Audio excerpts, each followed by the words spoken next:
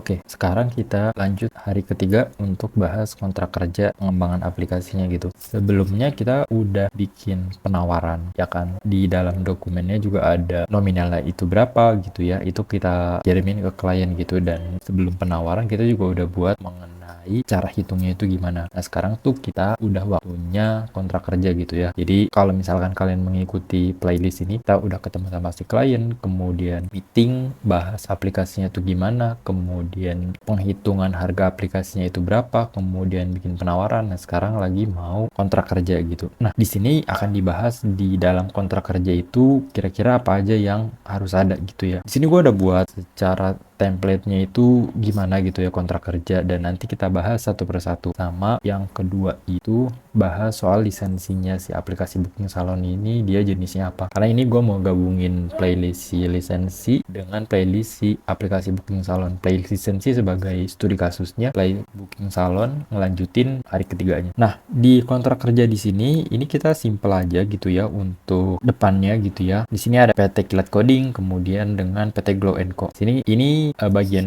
fiksi aja gitu ya untuk nama PT-PT-nya. Intinya tuh ini untuk pembelajaran aja gitu ya. Dan logonya pun ini gue ngasal aja gitu bikinnya. Nah kemudian di sini ada tentang pengembangannya aplikasi Booking Salon kemudian tahun 2025. Nah di halaman kedua di sini ada kontrak kerja sama pengembangan perangkat lunak gitu ya. Kemudian di sini ada nomor pihak pertamanya, ini si software hostnya gitu ya, si Kilat Coding. Kemudian nomor pihak kedua baru di sini nanti akan dimasukin sama si Glow Co-nya gitu. Jadi nanti akan ada dua nomor di sini gitu ya. Nah kemudian di sini seperti biasa pada hari ini Jumat tanggal 3 bulan Maret tahun 2025 bertempat di kantor pusat Glow Co, beralamat di bla bla bla, dibuat dan ditandatangani perjanjian kontrak kerjasama pengembangan aplikasi Booking Salon. Kemudian ini di breakdown pihak pertamanya itu siapa, kemudian pihak keduanya itu siapa gitu ya. Nah, kemudian di sini ada kalimat yang menyatakan kedua pihak tersebut itu disebutnya sebagai para pihak gitu ya kalau misalkan disebut kedua-duanya. Nah, kemudian di pasal pertama itu dibahas mengenai maksud dan tujuannya. Jadi, latar belakangnya itu pihak kedua merupakan perusahaan yang bergerak di bidang kecantikan gitu ya. Dia membutuhkan sebuah aplikasi Booking Salon yang dapat digunakan oleh pelanggannya untuk melakukan pemesanan online gitu. Kemudian si pihak pertama dia perusahaan yang memiliki keahlian pengembangan perangkat lunak dan berpengalaman dalam pembuatan sistem berbasis web dan mobile gitu ya. Oleh karena itu pihak kedua sepakat untuk bekerja sama dengan pihak pertama gitu dalam mengembangkan aplikasi tersebut. Nah di sini terus ada lagi pihak pertama akan mengembangkan perangkat lunak sesuai dengan spesifikasi yang telah disepakati oleh pihak kedua sebagaimana tercantum dalam lampiran SPH-nya gitu ya, yang surat penawarannya ini bisa di link-in dengan penawaran ini atau bisa di breakdown juga lagi di bawahnya ini gitu. Kemudian bagian tersebut tak terpisahkan dari perjanjian ini gitu ya. Terus kontrak ini dibuat dengan tujuan untuk menetapkan ruang lingkup kerjasama antara pihak pertama dan pihak kedua dalam pengembangan aplikasi Booking Salon. Jadi di kontrak kerja ini emang penting banget untuk fitur-fitur yang di develop tuh apa aja, jangan sampai pas udah jalan ternyata ada fitur ini fitur itu gitu ya, dan itu malah jadi bikin melebar kemana-mana. Kemudian menentukan hak dan kewajiban masing-masing pihak dalam proses pengembangannya, kayak masing-masing pihak tuh ngapain gitu ya. Terus yang ketiga mengatur mekanisme pengembangan, lisensi, pemeliharaan serta dukungan teknis terhadap aplikasi yang dikembangkan itu kira-kira gimana gitu ketentuannya. Kemudian yang keempat memastikan bahwa aplikasi yang dikembangkan memenuhi kebutuhan bisnis pihak kedua dengan standar kualitas yang telah disepakati. Kontrak ini bersifat mengikat dan akan mengatur semua aspek kerjasama yang terkait dalam pengembangan aplikasi Booking Salon ini. Nah, lanjut ke pasal kedua mengenai ruang lingkup pekerjaan. Ini jadi perlu di breakdown juga ya. Dalam kerjasama ini, pihak pertama akan bertanggung jawab untuk mengembangkan aplikasi Booking Salon sesuai dengan kebutuhan bisnis si pihak kedua. Adapun ruang lingkup pekerjaan yang mencakup yaitu tahap-tahap berikut. Kayak pertama, spesifikasi aplikasinya tuh apa aja fitur-fiturnya gitu ya. Ini di breakdown lah apa aja yang akan di develop, manajemen pemesanan, which is si usernya bisa booking online, kemudian konfirmasi dan notifikasinya gitu ya. Terus profil pengguna, kemudian manajemen salon, dan sistem pembayaran itu gimana gitu. Dan seterusnya, ya kan. Nah, sorry, mungkin di sini ada perlu revisi. Jadi aplikasi web aja bentuk web based. Nah, kayak udah ya. Setelah itu udah sih ya. Nah, kemudian di sini spesifikasi teknologinya yang digunakan itu di breakdown juga. Kita pakai Laravel Blade dan Tailwind CSS. Kemudian backendnya Laravel ini monolith aja. Kemudian database-nya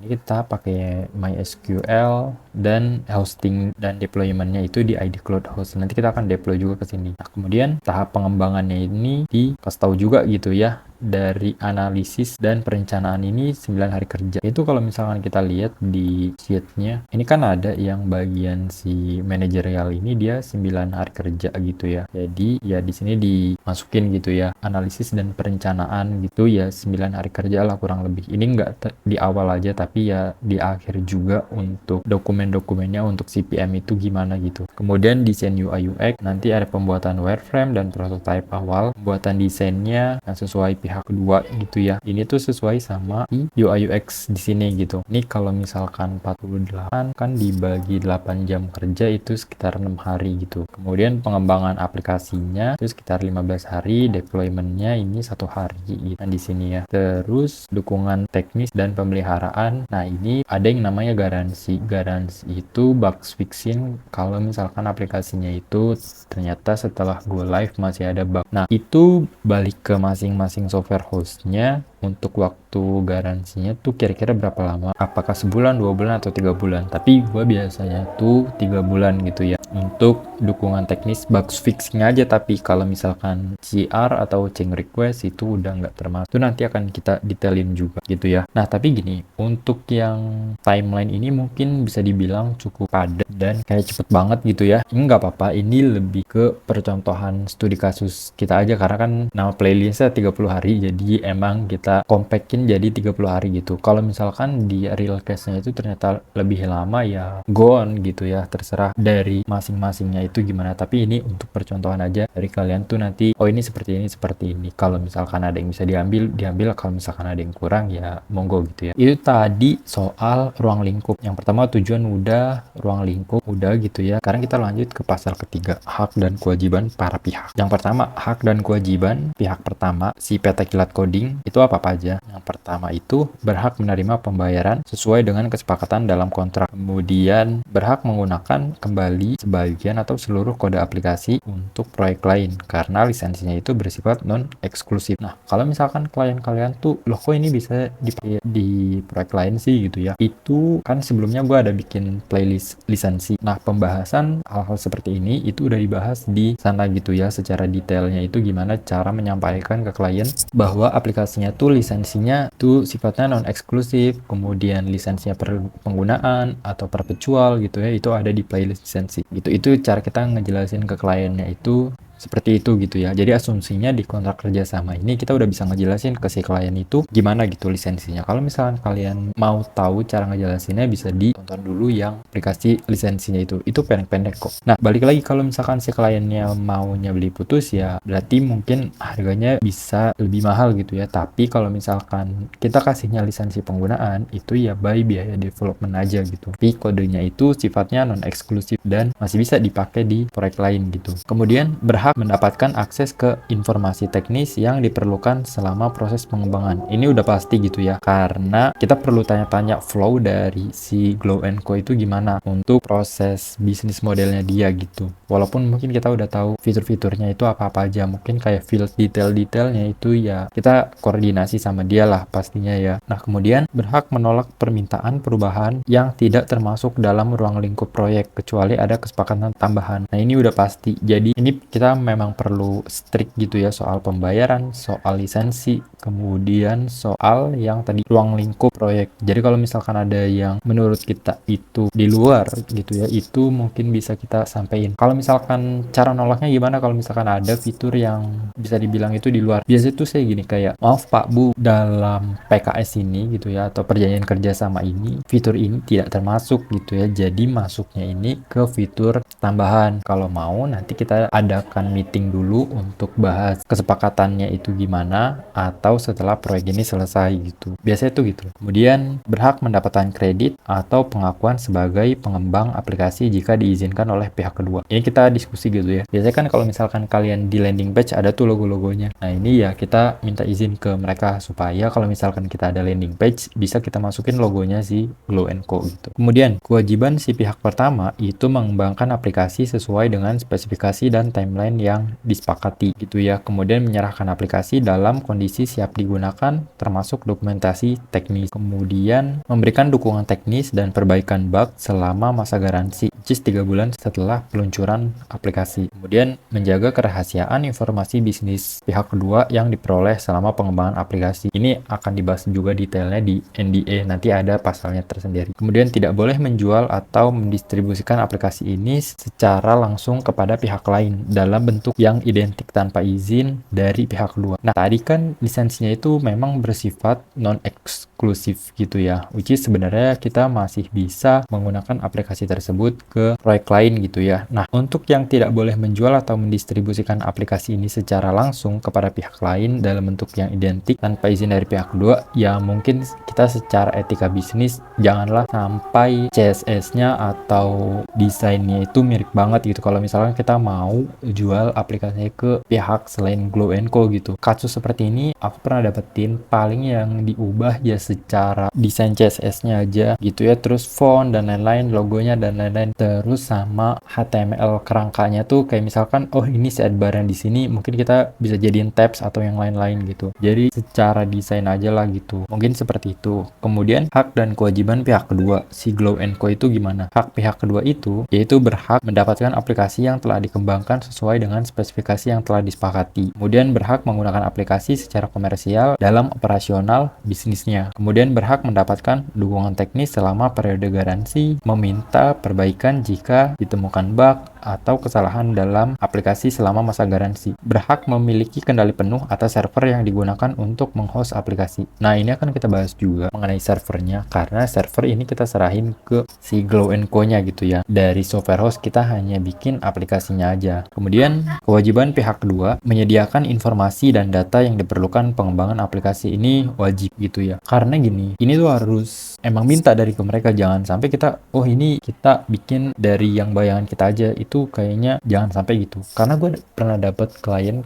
untuk file-file bisnisnya itu mereka nggak secara terbuka memberikan secara lugas tuh ya. Harusnya tuh file A, B, C itu udah disampaikan di awal, tapi gue tuh pernah file A doang yang dikasih selama sebulan gitu ya. Baru nanti file selanjutnya itu ada ternyata. Nah, salahnya adalah ketika udah 1 bulan itu development, ternyata di file B ada sesuatu yang kita memang perlu sambungin gitu. Jadi itu kayak berantakan gitu ya. Kita harus ngebongkar lagi dan lain-lain gitu. Dan sebisa mungkin di awal ini kalian nggak apa-apa, jangan sungkan untuk minta file bisnisnya gitu. Kalaupun misalkan mereka keberatan dengan ada datanya, minta aja kosongan gitu dari template-nya. Biasanya tuh di Excel gitu ya kan. Terus kalaupun minta ada percontohan data, minta aja 1 baris gitu kan untuk contohnya itu gimana biar kita ngeliat tipe datanya tuh apa-apa aja. Kemudian kewajibannya yang kedua, membayar biaya pengembangan aplikasi sesuai dengan jadwal pembayaran yang telah disepakati dan menanggung biaya server, hosting, infrastruktur yang diperlukan untuk menjalankan aplikasi. Kemudian tidak boleh menjual ulang atau mentransfer lisensi aplikasi pada pihak lain tanpa persetujuan pihak pertama karena lisensinya itu bersifat non-transferable. Ini nanti akan kita bahas juga detailnya. Kemudian tidak boleh meminta akses kode sumber aplikasi kecuali telah disepakati dalam perjanjian. Nah, jadi yang akan didapatkan oleh si Glow & Co ini itu ya aplikasi yang udah jadinya gitu ya. Nanti akan kita detailin di license deh gitu. Nah, kemudian lanjut ke pasal 4, jangka waktu pelaksanaan. Nah, untuk jangka waktu pelaksanaan ini kan 30 hari kerja gitu ya. Mungkin ini dimulai sejak 5 Maret 2025 dan berakhir pada 28 April 2025. Nah, di sini itu ada tanggal merah gitu ya, tanggal cuti lebaran gitu. Kemudian setiap perubahan waktu penyelesaian akan dibahas dan disepakati bersama oleh kedua pihak gitu ya. Nah, ini Ini untuk jangka waktu pelaksanaan. Ini nanti disesuaikan aja kalau misalkan jangka waktunya kalian gitu. Kemudian pasal kelima untuk biaya dan metode pembayarannya itu gimana. Pertama, total biaya pengembangan perangkat lunaknya ini sekian gitu ya. Ini udah tercantum sesuai dengan yang ada di dokumen penawaran. Kemudian dengan pembayarannya itu skemanya berikut. 30% di awal proyeknya gitu ya, DP-nya. Kemudian 40% dibayarkan setelah tahap pengembangan aplikasi selesai dan perangkat lunak siap diuji oleh pihak kedua. Kemudian yang ketiga, sisanya itu setelah deployment dan finalisasi. Sebelum aplikasinya itu resmi digunakan gitu ya. Itu pelunasannya. Kemudian metode pembayarannya itu melalui rekening bank pihak pertama dengan rinciannya itu sebagai berikut gitu. Nah, kemudian di sini yang perlu didetailin lagi soal ketentuan tambahan.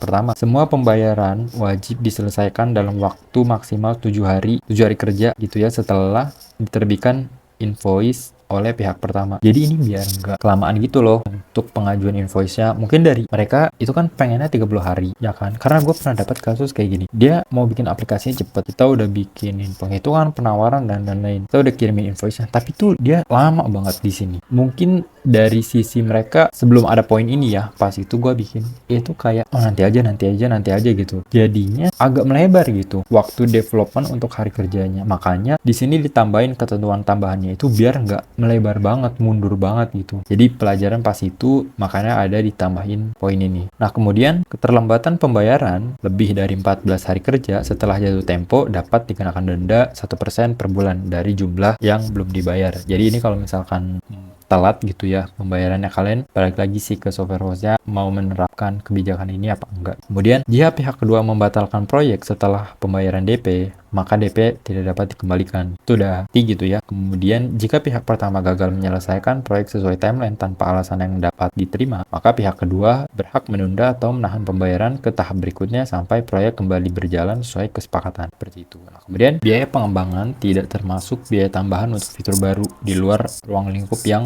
udah disepakati. Ini udah pasti kalau misalkan ada fitur tambahan ya penawaran baru biasanya gitu untuk ngirimin biayanya gitu ya. Nah, sekarang lanjut pasal ke-6 soal lisensi dan hak kekayaan intelektual. Oke. Nah, jenis lisensinya ini yang akan diberikan itu namanya perpetual, komersial, non-eksklusif, non-transferable license. Oke, agak panjang gitu ya. Tapi ini kita coba bahas satu persatu. Perpetual artinya ini lisensi berlaku selamanya tanpa batas waktu. Kemudian komersial license, aplikasi dapat digunakan untuk keperluan bisnis dan operasional pihak kedua gitu ya. Kemudian non-eksklusif artinya pihak pertama tetap berhak menggunakan, menjual, atau mendistribusikan aplikasi baik dalam bentuk serupa maupun pengembangan lebih lanjut kepada pihak lain. Dan non-transferable itu pihak kedua tidak dapat mengalihkan atau menjual aplikasi lisensinya itu kepada pihak ketiga tanpa persetujuan tertulis dari pihak pertama gitu ya. Ini soal lisensinya ini. Nah, kemudian kita bahas soal hak kekayaan intelektualnya. Hak cipta atas kode sumber atau source code-nya, arsitektur sistem, desain UI UX, dan elemen teknis tetap menjadi milik pihak pertama. Kemudian pihak kedua itu diberikan hak menggunakan aplikasi sesuai dengan ruang lingkup penggunaan yang telah disepakati, tapi tidak berhak mengklaim kepemilikan penuh atas aplikasi gitu ya. Kemudian jika di kemudian hari pihak kedua ingin memiliki hak cipta penuh atau full ownership atas aplikasi, maka harus dilakukan perjanjian terpisah dengan pembayaran lisensi eksklusif atau penyerahan HKI-nya ini gitu ya. Kemudian pembatasan penggunaan oleh pihak kedua. Pihak kedua tidak diperbolehkan menjual ulang, mendistribusikan, atau memberikan lisensi kepada pihak lain tanpa izin tertulis dari pihak pertama. Kemudian pihak kedua tidak berhak meminta source code aplikasinya kecuali terdapat perjanjian tambahan yang mengatur hal tersebut. Kemudian pihak kedua hanya dapat menggunakan aplikasi dalam lingkup bisnisnya sendiri tanpa melakukan modifikasi atau rebranding tanpa persetujuan pihak pertama. Nah, kemudian penggunaan oleh pihak pertama. Pihak pertama tetap berhak menggunakan kode, sistem, atau teknologi yang dikembangkan dalam proyek ini untuk proyek lain. Pihak pertama juga berhak membuat, menjual, atau mengembangkan aplikasi serupa untuk pihak lain tanpa kewajiban memberikan kompensasi kepada pihak kedua. Kemudian pihak pertama tidak diperbolehkan menggunakan data pelanggan, informasi bisnis milik pihak kedua untuk kepentingan lain di luar pengembangan aplikasi ini. Nah, kemudian sebelum lanjut ke pasal 7, mungkin kita bahas dulu gitu ya. Dalam lisensi kasus aplikasi booking salon ini, jadinya apa? Ya kan? Nah, dalam kasus aplikasi booking salon ini, harganya dia akan 22 juta dihitung berdasarkan time and material, dan klien hanya dapat hak pakainya aja gitu, bukan kepemilikan penuhnya tuh ya. Nah, dari sini ada beberapa poin penting yang perlu dipastiin dalam lisensinya. Yang pertama, apakah klien itu dapat source code? Biasanya tuh enggak. Kalau misalkan software host masih mau ngejual softwarenya ke salon lain, biasanya enggak memberikan source code-nya, kecuali kalau misalkan dari si salonnya itu mereka mau belinya full ownership, sehingga source code-nya kita serahin juga. Gue pengalaman pas itu di aplikasi gudang, mereka maunya full ownership, ya kita kasih juga gitu source code-nya ke mereka, karena bisnis mereka tuh unik banget gitu ya, sehingga kita bukan nggak diperbolehin sih, lebih ke sehingga mereka nggak mau aplikasinya ini ada yang pakai juga gitu ya. Kemudian dengan tidak memberikan source code itu kita bisa menghindari risiko modifikasi tanpa izin, mencegah klien menjual ulang softwarenya dengan sedikit perubahan, atau menjaga kontrol atas pengembangan dan pemeliharaannya. Nah, dalam kasus ini jadi yang diberikan ke klien itu biasanya software yang sudah jadi tanpa akses penuh ke source code-nya. Tapi kalau misalkan aplikasinya itu basisnya Laravel gitu ya, terus PHP atau yang nggak di-compile gitu, biasanya itu kan kita masih bisa ngeliat gitu ya source code-nya. Itu klien kan masih tetap dapat akses ke servernya, cuma dibuatin user aja yang aksesnya tuh read aja gitu, nggak bisa nge-write atau nge-update gitu untuk user tersebut. Jadi ya tetap bisa ngeliat source code-nya, cuma dia ngeliat aja gitu ya gitu, sehingga nggak bisa di-download full gitu untuk si source code-nya. Itu untuk aplikasi yang emang nggak di-compile gitu ya. Tapi kalau misalkan pakai Flutter itu harusnya udah agak repot gitu ya untuk melihat source code-nya, karena dia udah di-compile juga gitu. Kemudian akses ke server jika softwarenya berbasis cloud tapi hanya untuk operasional, bukan untuk modifikasi gitu ya. Kemudian dokumentasi penggunaan, bukan dokumentasi pengembangan. Ini kita kasih juga ke mereka. Ini kayak user guide gitu ya. Nah, yang tidak diberikan itu source code-nya, kemudian hak untuk menjual ulang atau mengubah software. Nah, poin ini tuh udah kita jelasin tadi di kontrak kerjasama gitu ya. Batasan-batasannya itu apa-apa aja. Nah, ini kalau misalkan yang pertanyaan tadi. Namun kalau misalkan aplikasinya itu ditempatkan di server klien, apakah klien itu bisa melihat source code-nya? Kalau misalkan web app basisnya itu PHP, Python, atau Node.js tanpa enkripsi, ya dia masih bisa ngelihat gitu ya. Tapi kalau misalkan udah yang di-compile kayak React Frontend, Mobile, atau backend yang basisnya binary, itu klien harusnya udah nggak bisa ngelihat gitu ya source code realnya itu gimana, karena udah di-compile. Nah, kalau misalkan masih poin ini source code-nya, ya kita bisa menghindari aksesnya untuk hal-hal yang nggak diinginkan. Itu biasanya bisa nge-enkripsi atau batasin aja akses ke servernya itu gimana gitu ya. Nah, jadi dalam kasus ini lisensi yang paling cocok itu untuk aplikasi booking salon adalah perpetual commercial license non-exclusive non-transferable. Perpetual itu artinya satu kali bayar dan yang dibayar hanyalah time and materialnya aja, nggak untuk full ownership gitu ya. Kemudian commercial license, klien bisa pakai software untuk bisnisnya. Kemudian non-eksklusif artinya software host masih bisa ngejual ke klien lain. Dan non-transferable, klien nggak boleh menjual ulang atau memberikan ke pihak lain.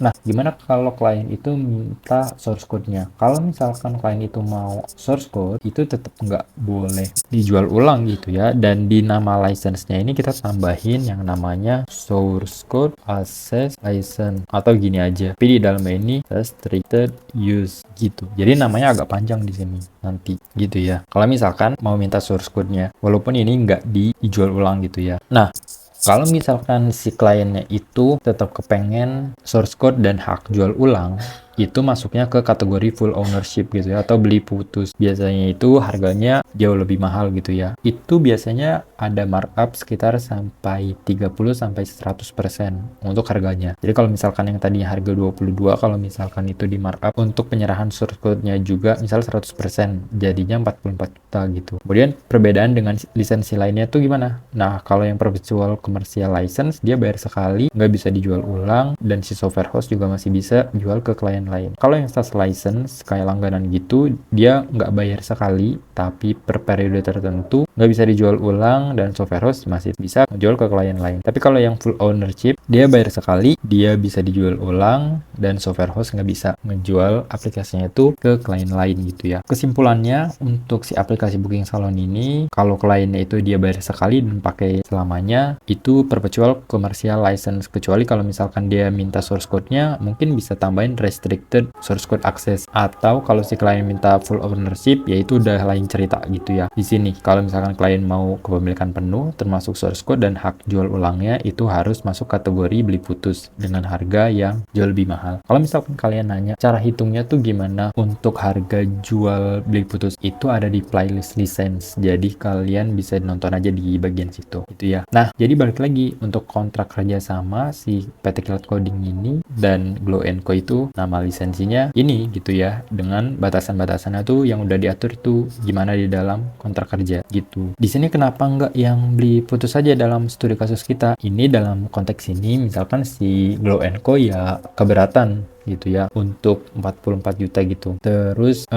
lagian secara aplikasi ini kan nggak jauh beda dengan flow salon lain gitu ya. Jadi si Glow & Co juga ya udah gitu ya. Kecuali kalau misalkan ini sifatnya internal banget gitu ya dan unik, itu mungkin mereka bisa pertimbangin lagi. Nah, di pasal ke-7 mengenai masa garansi dan pemeliharaan. Masa garansi ini diberikan selama 3 bulan terhitung sejak tanggal go live-nya. Kemudian selama masa garansi, pihak pertama bertanggung jawab untuk memperbaiki bug atau kesalahan sistem yang muncul tanpa biaya tambahan. Kemudian cakupan garansi itu perbaikan bug atau error yang menyebabkan aplikasi itu nggak berfungsi. Kemudian perbaikan kesalahan teknis akibat pengembangan yang tidak sesuai dengan spesifikasi awal. Jadi misalkan kita udah ngembangin ternyata nggak sesuai gitu dengan spesifikasinya. Mungkin ada miskom aja gitu ya. Nah, itu perlu diperbaiki gitu ya, mau nggak mau, karena spesifikasinya tuh udah dicakup di dalam PKS ini. Nah, garansi tidak mencakup yaitu perubahan besar atau change request gitu ya pada fitur, tampilan, atau arsitektur yang lain. Permintaan penambahan fitur yang tidak termasuk dalam kesepakatan awal. Kemudian masalah timbul akibat kesalahan penggunaan perubahan sistem oleh pihak lain atau kendala server atau infrastruktur yang ditanggung oleh pihak kedua gitu ya. Nah, setelah masa garansi berakhir, pihak pertama dapat tetap memberikan dukungan teknis berdasarkan kesepakatan tambahan antara kedua belah pihak. Ini jadi kalau misalkan kalian mau si software hostnya ngadain maintenance gitu ya, nawarin lah ke si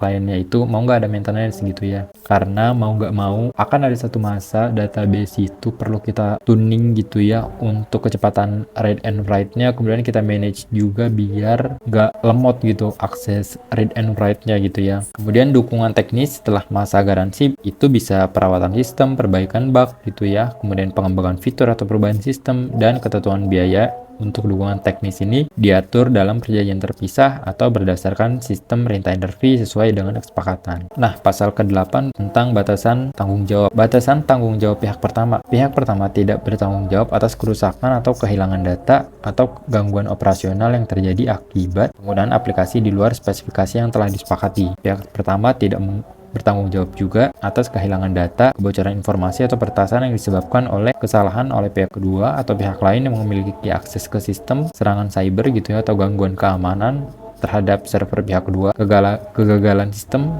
server, atau infrastruktur tidak berada di bawah kendali si pihak pertama gitu ya. Kemudian keterbatasan jaminan dan kompensasi. Pihak pertama hanya menjamin bahwa aplikasi akan berfungsi sesuai dengan spesifikasi yang diminta gitu ya selama masa garansi itu gimana. Kemudian pihak pertama nggak bertanggung jawab atas dampak finansial atau kehilangan pendapatan atau kerugian bisnis yang disebabkan oleh kesalahan atau kegagalan aplikasi. Kemudian jika ditemukan kesalahan akibat pengembangan aplikasi oleh pihak pertama, tanggung jawab maksimal pihak pertama hanya sebatas perbaikan atau koreksi aplikasi, tidak termasuk kompensasi finansial dalam bentuk apapun. Kemudian tanggung jawab pihak kedua bertanggung jawab atas pengelolaan servernya gitu ya, perlindungan data yang menggunakan aplikasi ini. Kemudian pihak kedua wajib melakukan backup secara berkala untuk menghindari kehilangan informasi akibat kendala teknis. Kemudian jika pihak kedua melakukan modifikasi tanpa seizin pihak pertama, atau persetujuan gitu ya, maka segala konsekuensi atau kerusakan akibat modifikasi tersebut ditanggung menjadi tanggung jawab pihak kedua. Nah, di pasal 9